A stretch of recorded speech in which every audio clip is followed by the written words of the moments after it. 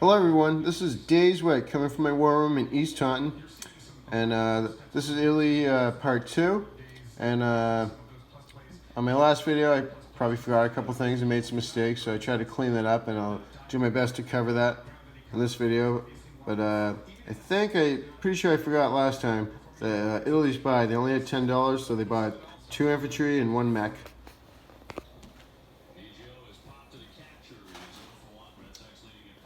So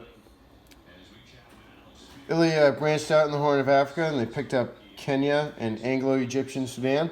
So UK went down 2 and Italy went up 2.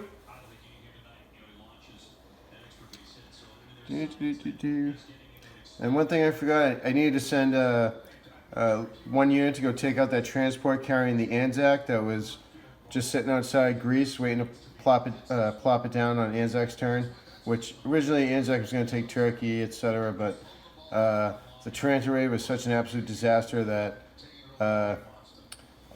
probably all the UK's Mediterranean turns are on hold for a little bit.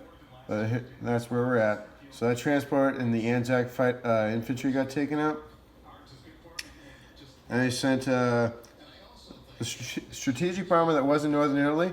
I had fantasies that I could reach Gibraltar, but I can't because I think I had two moves left and I just can't land it anywhere.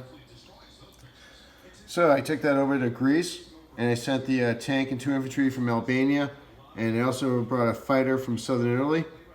And it was a bloodbath as all 4 of the now UK infantry that came up after I attacked, they got taken out in the first round, and they didn't hit on the return, so that was a pretty decisive victory for Italy.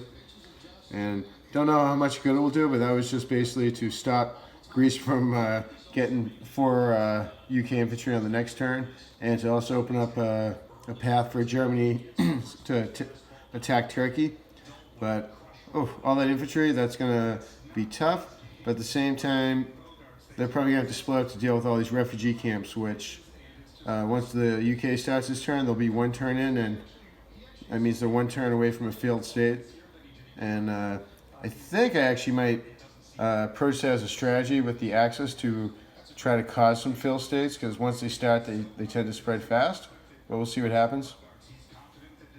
And what ended up being the big battle, I decided to go all in on Malta, because the UK had a fighter and I think a tactical bomber, as well as anti-aircraft and I think 1 infantry.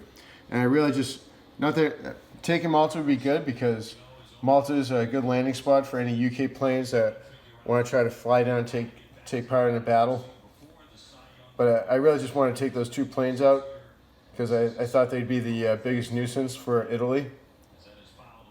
And I was looking at the rules about trying to figure out shore bombardments and how they work. So I recently saw a video where it said you get 1 shore bombardment for each transport.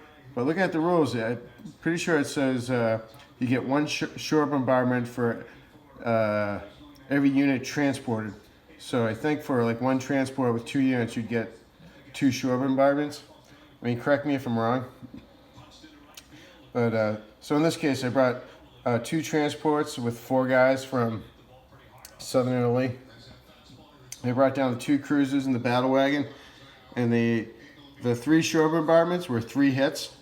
So I was already in really great shape, and then now I just needed my 4 guys to get 1 hit, and that turned out to be a little bit of a struggle, as it took 2 rounds of rolling, and a fighter taken out. Looks like 2 guys, but Malta was taken. And then for foolish reasons, I took what was left of the Italian Navy, which was a submarine and a destroyer, and I went after those French boats. I was trying to get that Mediterranean bonus as quickly as possible. And I was an underdog, but I figured, hey, maybe I could lose my boats, but hopefully I'll lose those two French boats to be lost. And that didn't happen. The sub and the destroyer were lost for Italy, and the French kept both their boats. So we'll see what the French get to do on not next turn, 2 turns. And I was initially going to have non-combat move. I wanted to move all my my land units into Greater Germany, Greater Southern Germany, whatever. I can't read it. I don't feel like moving pieces. But then I realized, the two French guys can just walk in and take it. And so instead, I split my forces. I sent one infantry and one artillery on the way. They're on their way to Russia. Then I sent one infantry, one artillery, and one tank into southern France. And it was also a bloodbath for Italy. And all my battles seem to be completely one-sided.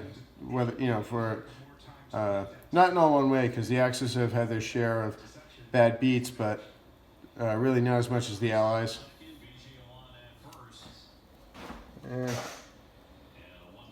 Those guys in North Africa, I just kept them there because I didn't really know what else to do with them. I could attack, but probably going to lose and leave Libya wide open. And I got this nice navy and a couple guys in Malta. So hopefully North Africa could quickly start being reinforced. So let's place units.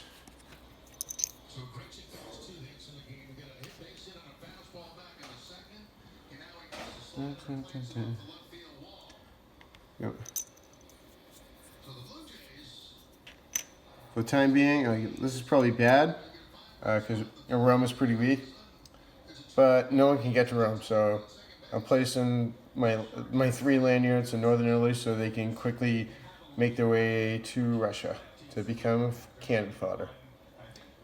And I think that's probably it for Italy. They left Albania wide open so because they took every guy from there to take Greece. So yeah, they don't get the Mediterranean bonus.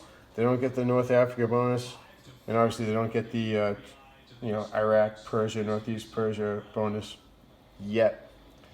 And I believe it looks like. So I was moving as I was battling, and I don't really care to just try to count it all up again.